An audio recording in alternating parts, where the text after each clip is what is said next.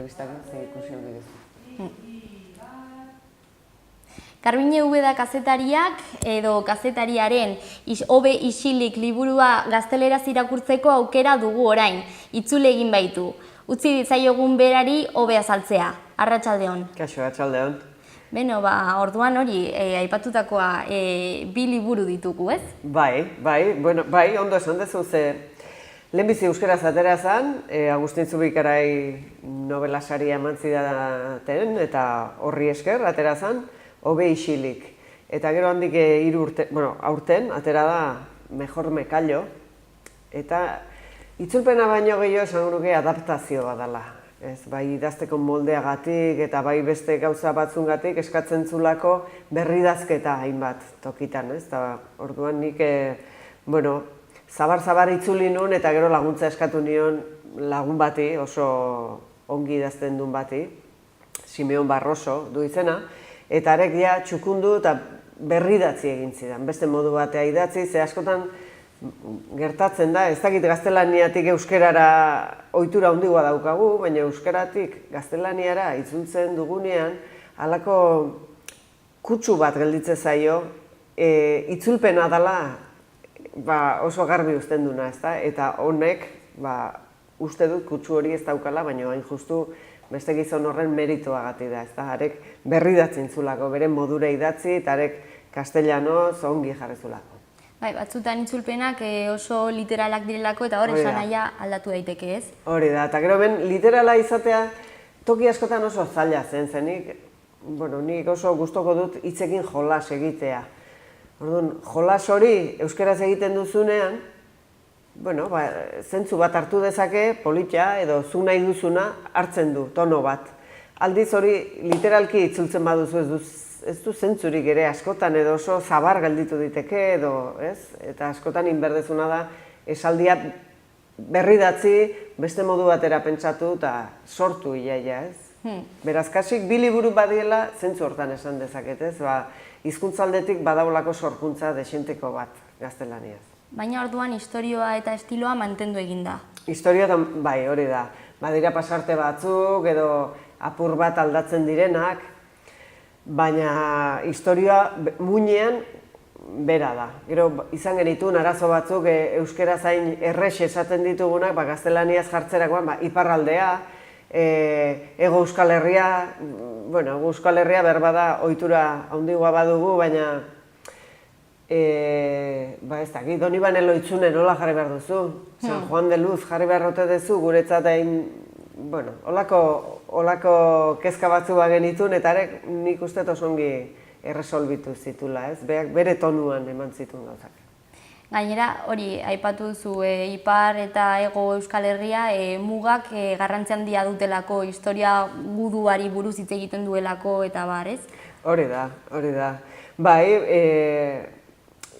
pixka bat aria kontatuko duen nahi badezu, novela honetan personaia nagusia Hendaian bizidan persona bada, emakume bat,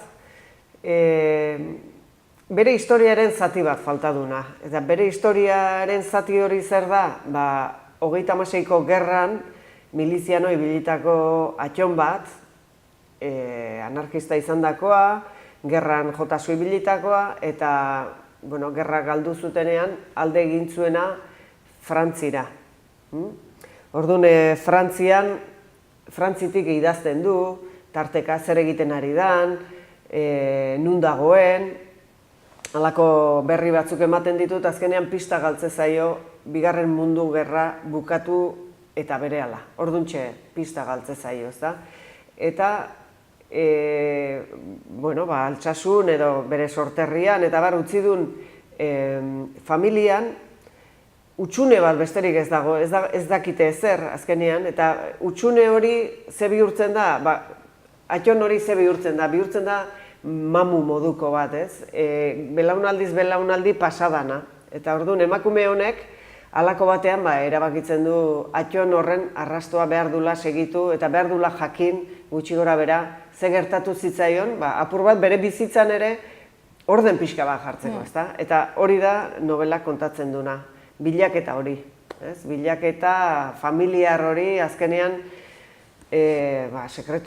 sekretuak agertzen dira, ez berez sekretu izan behar zutenak, baizik zirkunstantziengatik edo gerrak tarteko direlako eta bar, sekretu bihurtzen direnak, ezin direlako argitu, Franco bizi izan garaian gutxigo, eta bar, ez? Olako zirkunstantzi guzti horiek gertaera batzuk bihurtzen dituzte azkeneako sekretu, eta sekretu horien atzean ere gordetzen dira beste sekretu batzuk eta beste zea batzuk, ezta? Eta horien guztien deskubrimentua da liburu hau. Guztiena ere ez, batzuena. Horre uzten da, pentsa dezake irakurleak askoz ere sekretu gehiago ere badaudela, ez? Baina familia guztietan bezala esango nuke, ez? Eta batez ere desagertuak dauden tokian, ez da? Behin ez dakizulako zer gertatu zen, eta gertaziteken edo zer gauza. Bai, agian ez ezagupen horretatik hasieran protagonistak idei erromantiko bat dauka Aitonan pentsatzen duenean eta hortik beste leku batera eramaten dio, ez dakit? Bai, iloba horrek, Bakartxo du izena, Bakartxok daukana da mito baten zera bat, ez? Mito bat eraikia bere etxean, azkenean, behar bada mito hori behar zutelako, ez? Berez, desagertu horren seme alabek, mito bat behar izan zuten aurrera egiteko, azkenean gerran egundokoak eta gorrik ikusi zituztelako, ezta? Eta azkenean ezin izan zutelako ere beren aita zenaren arrastoa segitu, orduan, ze gelditze zaizu, mito bat ezpada, ez? Mito horren konsueloa daukazu. Orduan, ilobak, Bakartxok, hori da jasotzen duna, mito bat. Baina, mito horren atzetik badijoala konturatzen da mitoak berez ez direla existitzen. Mitoen atzetik personak daudela eta personek irautea dutela lehenbiziko eta legea, ezta? Irautea eta bizirik ateatzea lohitoki guzti horietatik, ez? Eta horre bi aukera dituzu. Mitoa humanizatzen dezunean, mitoak eraitsi egin ditezke. Eta honi kontrakoa gertatzen zaio, mitoa eraisten da, baina personaren handitasuna ikusten du, ezta? Pixka bat, eta horri heltzen dio. Azkenean, personak bere alde hon eta txar guzti horiekin ze marabila osoak izan ditezken, ezta? Hori da pixka bat novela kontatzen duna. Eta zer esan nahi duzu hobe isilik izenburuarekin? Nik uste dit joku bat dela, ezta? Askotan bila eta bila hasten zarenean eta mitoa eraisten hasten danean, gauza itxusi asko ikusten dituzu, gaurko ikuspegitik itxusi, esan nahi dut. Ze erreza baita, gerra bat bizi izan dunaren larruan jarri gabe epaitzea, ezta? Edo pentsatzea, baina hau nola intzezaken, edo nola raio utzi zezaken familia, ez dakiz zer egiteko, edo... Nik esango nuke hori errezkeri badala. Gure sofatik egiten dugun juzgua dela. Eta juzgu hortatik, askotan, pentsa dezakezu, hobe da ez kontatzea. Hobe deu, isilik, hau kontatu ezkeo, hemen asalduetuko litzake Kristo guztia, eta ez da komeni. Baina hitz jokua da, azkenian, novela guztiak kontrakoa esatera datorrelako, ez? Hobe da kontatzea, kontatu egin behar da eta humanizatu egin behar dira mitoak eta ikusi benetan zer izan zen, ez? Hori da. Jokua horti dator. Eta bukaeran ere halako jolas bat egiten da, ez da? Segituko dut, ez dut segituko, ze azkenean hainbeste gauza ikusi nahi ez nitunak, behar bada. Baina segituko dut, ez dut segituko, eta trantze hortan segitzen du, ezta? Nik uste bilaketan dabilen edozeinek gertatzen zaion gauza dela. Ez dakila, isilik segitu, aurrera egin, lotxa guztik atera behar ote ditun edo batzuk isildu, edo isiltzen hasita ez ote dan hobe denak isiltzea, edo kontatzen hasita denak kontatu behar ote dan. Hor beti daukazu sekulako burruka barruan, ezta? Oso erreala da orduan liburu azkenean bizitza horrelakoa delako. Bai, eta areago esango nizuke, badu honek historia real bat dauka atzean, gure familian bizi izandako historia bat da. Eta horre aipatzen den Aitona desagertua gure atxona zan, Altsasuan sortu zana, eta Bigarren Mundu Gerraren ostean galdu genion arrastoa. Horreaino, gauza asko oso antzekoak dira, oso berdinak. Gertatzen dena da, gero novela josterakoan, nik dena tergibersatu egin dut, azkenean kontu etzalako gure V-datarren historia kontatzea, baizik novela bat osatzea, eta novela horrek logika bat izatea eta irakurgarri izatea, ez? Azkenean gogoa piztea da kontua, ez? Irakurtzeko gogoa piztea.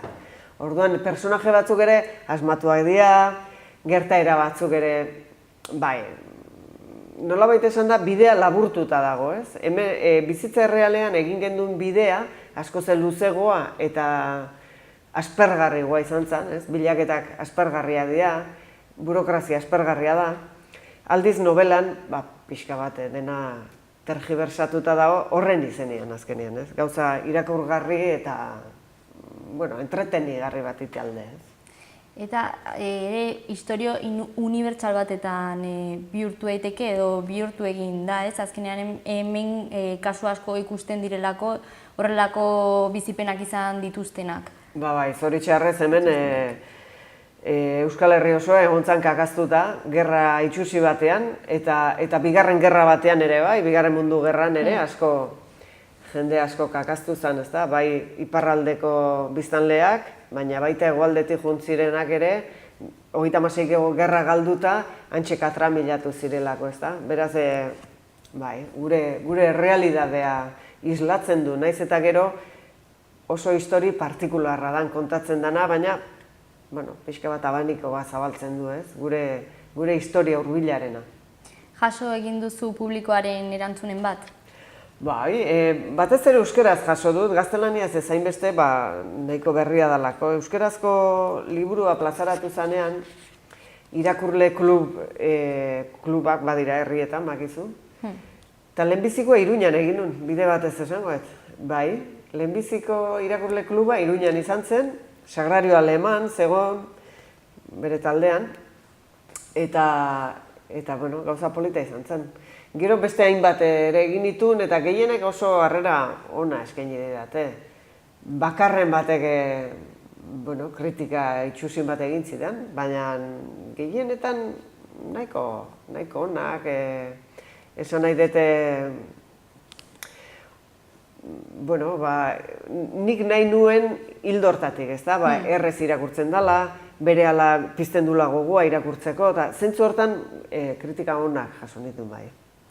Bueno, kritika txarrak ere azkenean ezakit, kontutan hartzen dituzu edo nola hartzen dituzu? Bai, kontuan denak hartzen dira, eta batzu mingarriak ere badira, ez da, bueno, askotan esaten da, idazleak ego handia izaten dula, eta, bueno, puska bat badaukagu, ez da. Baina kontuan hartu denak hartzen ditugu kontuan, eta gero denbora pasala, bueno, eman nahi diozun garrantzia. Batzuri emango diozu handia, eta beste batzuri gutxigo, ez? Pentsatu dezakezu, bueno, ura irutu zaion arren, ez dula zertan besteri ere ala iruitu edo, bueno, ez dakit. Gauza komplikatua da, ze liburuak azkenean zuk idazten dituzu, baina amaiera dute irakurle bakoitzaren gan, ez da? Eta nik idatzi dudan, eta zuk irakurriko duzuna, bi gauza dira, seguro. Orduan, zilegi da, noski, eta sanoa da, bakoitzak bere iritzia ugitzea, ez da. Gainera, zure kasuan, historioa sortzerakoan, behar bati erantzune, nahiz eta gero historia unibertsal batean bihurtu eta fikzioa sartu eta bar, ze momentutan erabaki zenuen liburu bat egingo dut, gure bizipen hauei buruz hitz egiten? Bueno, nik baneukan historia hauek edo gai hauek ateratzeko gogo bat aspalditik. Eta kazetaria zara gainera. Bai, baina kazetaritzarekin pixkat nekatu xamar nebilen. Kazetaritza oso zurruna da gauza batzutarako. Eta sentimentuari ez dio olako bideik ere ematen, ez da? Edo hipotesieri, edo dena lotuta izan behar du, kontrastatua, eta bar. Nik ez duen horren beste hortik jo nahi. Eta gainera, bueno, liburu irakurtzen duenak ere konturatuko da. Desagertu horren biografia osoa edo ez da argitzen. Eta ez da gaine argitu nahi. Momentu batean ez da argitu nahi. Eta ematen du antikazetaritza, ez da. Azkenean importatzulako desagertu horrek ondorengoei uzten dien arrastoa. Ez hainbeste ari gertatutakoa, naiz eta hori ere oso importantea zen. Baina batez ere, arek ondoren zer utzi otezun, ezta? Eta zer uzten duen askotan esplikatzeko ez dauzkatzu gauza ukigarriak edo kazetaritzan esplikatu ditezkenak. Gehiago sentimentuen hildora jo behar dezu literaturara azkenean, ez? Eta horregatik baneukanik gogoa olako gaiei heltzeko, baina neukan oso garbi kazetaritzatik jo behar oten nun, ezta? Eta pixkanaka sortu zen idatzi solte batzuk idaztekoa lehenbizi, baina idatzi solte horiek oso personalak izan behar zutela, eta gero azkenian, ez dakit nola, ailatu nintzen novela bat izan zitekela. Baina ez dakit erantzuten egia esaten nahi badezu, hola tokatu zen, hola suertatu zen, novela bat atera zen, eta uste dut emaitza onena hori izan zitekela, ez da. Zen, historio personalekin eta badira gauza asko, nik sekula irakurri dudan onena, dudarik ez daukat gainera, izan zela Navarra 1936, de la esperanza al terror, uste dute nik erosin unean bi liburuko teziela, Tafailatik helduak, hori sekulagoa izan zen niretzat, eta hor badira historia personalak, eta badira gauza asko, solteak, ez da? Eta agian, horrek kutsatuta edo, pentsatu nun, akaso arilkatuta novela bat ere eman zezakela, ez da? Eta errealidadearen kutsu horrek ere pertsonaietan nabaritzen da, edo eragina dauka, ez? Barkatu? Azkenean sortu dituzun pertsonaiak ez direla, adibidez, Agustin Zubikarai beka lortu zenuenean, epaimaiak pertsonaia aberatsak nabarmendu zituen. Ez direla... Estimatzekoa da, holako gauzak esatea egia da, nik ez nula estereotiporik nahi. Hori. Ez nun inungo estereotiporik nahi, eta nahi nituen persona komplikatuak. Zer azkenean deno gara komplikatuak, eta gaur egun gauden tokitik, barreratik, begiratzea erresa da, eta esatea, hauek olakoa ziren, besteak olakoa ziren, eta nik ez dut uste hain garbi zehonik ezerre.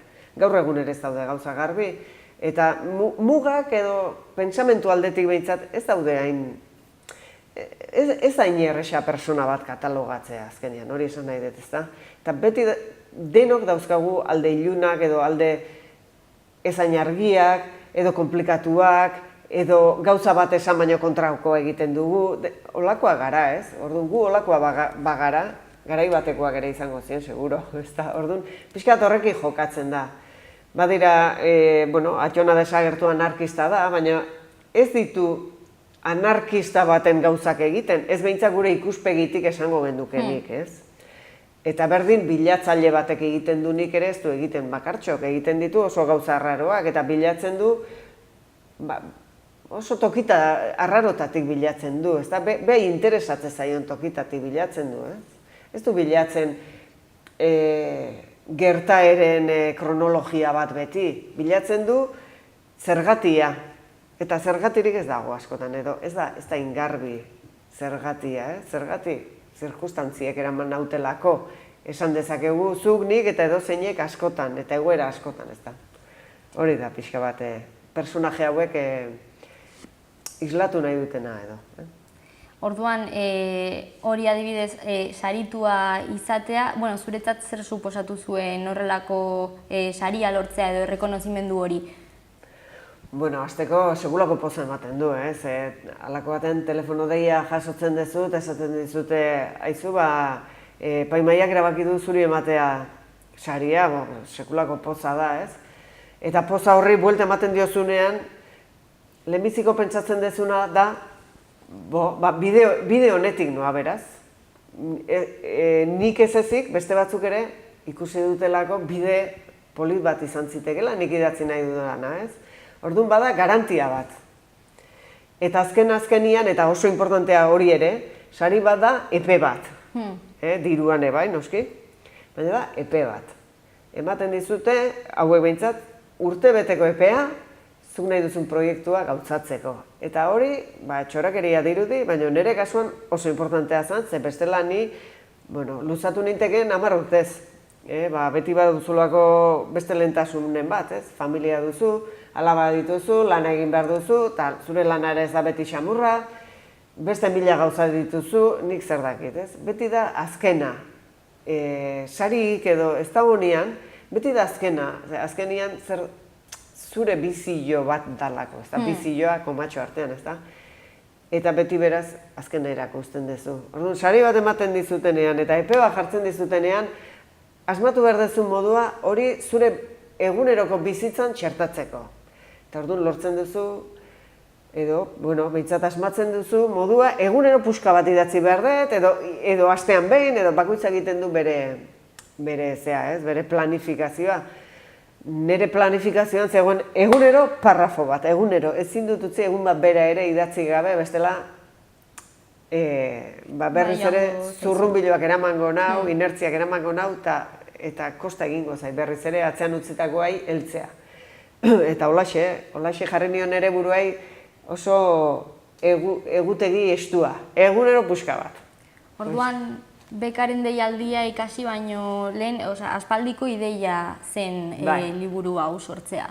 Bai, pasan idea. Gertatzena da, novelarako deialdia ikusten dezunean, eta alako baten tximistak ematen dizunean da pentsatzen dezunean, behar bada nire aurkeztu naiteke. Orduan, horrek behartze zaitu gauza egituratu bat egitera, ez? Zure ideak egituratzera behartze zaitu. Eta deialdi horrek hortara behartu nindun, ez? Ari nintzen idazten, baneuzkan gauza batzuk idatzita, baina behar bada, horrek behartu nindun hasiera bat eta bukaera bat pentsatzera eta holako gauzetara, ez? Eta hortan oso mesedegarria izan zen. Orduan, zenbat denbora pasatzen lehendabiziko ideia sortu zenetik bukatu arte?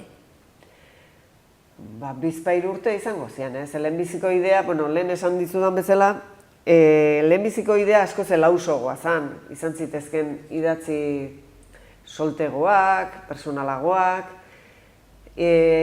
novela izango zela erabaki nunetik, hemen nola ikustera, 2 urte edo izango zian, 2 urte, gutxi gora bera, bai. Urte bete justu beka eman zidatenetik, eta urte bete lehenago edo, hasiko nintzen, nola. Eta hasieratik euskera zen zure lehentasun euskera zitaztea? Bai, egia esaten egazunik gaztelaniaz idazten ez dakit, Ez dakit ez behintzat euskaraz daukadan mailan. Eta gero, hainbeste urtetan nik, eta nire hizkuntza ba, hortik hasiko gara, ez? Euskara da nire hizkuntza, orduan nire hizkuntzan egiten dut, hortan ateratzen zait. Bai, horretan pentsatzen duzu? Hori da. Gero, gaztelaniazko bersio bat egitea berandugo sortu zen. Euskarazkoa idatzita berehala esango nuke, baina zergatik, novela hontan nolabaiteko islada eduki dezaketen personek, ze lehen esan dizute benetako personetan oinarrituta dago, eta gure familiko kide batzuengan oinarrituta dago, persona horiek ez zukaten euskaraz irakurtzerik, ez direlako euskaldunak, ez da? Orduan, pentsatu nun, idea polita izan zitekela hiei ere eskaintzea gaztelaniazkoa, haien euskara mailak ez zulako ematen behintzatolako novelak bat irakurtzeko, ez? Orduan, idea nik uste nahiko berehala sortu zala, naiz eta gero horret katramilatu nintzen, denbora juntzan, beste 1000 gauza dituzu, gaztelaniaz idazte ez da nire ez zaite errez ateratzen. Eta azkenian, denbora behar izan nuen kolega bat aurkitu eta arekin mano-mano lan egiteko, tratu hori egiteko, ez? Tamen dituzu bilanak. Hori da, hementxe daude, bilak. Eta etorkizunari begira, alduzu beste libururen bat egiteko ideia bat, edo jarraipen agian jarraitzen duelako beste sekretu batzuk ezakit, hoien bila edo erantzunen bila. Behitu guen, momentuz eskuartean daukadana da gaztentzako novela motz bat idazten ari naiz, motz edo, honen estilokoa edo akaso motxagoa izango da, Gaztentzako idazteko eskatu ziaten Elkar argitaletxetik, eta oan irailerako bukatu beharra dukat, beraz hortan nahi naiz buru belarri. Eta ez dizu gozo ondiri kontatu naiz, bestela pixka bate. Gero, bakizu, liburuak gauza badazuk ze idea daukazun, gero aurkezten diozu editoreari, eta arek bena behar badankaz gora jarriko dit, beraz orduan nahiago dut ez kontatu, eta editorearekin batera ja gauzak adosten ditugunean, orduan bai hitz egin diteke, baina bitartzean nahiago dute holaxe utzi.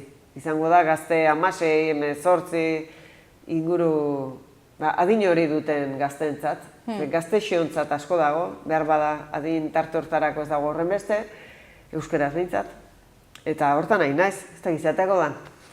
Hortxe utziko dugu hori berria. Eta momentuz hauek ditugu eta nun aurkitu ditzazkegu? Bueno, elkar dendetan pentsatzen dut, aurki ditezkela, gaztelaniazkoa agian erresago, ez dakit, egia esan da, ez daukate idea hundirik, baina, bueno, denda txikitan ez, seguraski, ja denda txikik bakizu, gero eta gutxigo ditugu, Bai. eta denda hunditan pentsatzen dut, izango dala, zabalduta egongo dala, toki gehienetan, bitu, alde hori ahaztu dut, liburua ateratzea nahiko lan izaten da, eta hortik aurrera lasaitu bezala egiten gara, ez? Baina, bueno, Iruñean pentsatzen dut izango dela, liburutegietan eta liburu denda handietan ere izango da, pentsatzen. Eta elkarren webgunean ere informazio gehiago aurkitu dezakegu eta... Hori da, eta, bueno, internetez ere, erostea ere badago, nidagi dela, elkar dendan bai. Mila esker Garbine etortzeagatik. Mila esker zuei, gonbiteagatik. Eta zortan dia hurrengo proiektuarekin. Eta zuei ere, zuen proiektuetan. Eskerrik asko. Vale, Gero arte.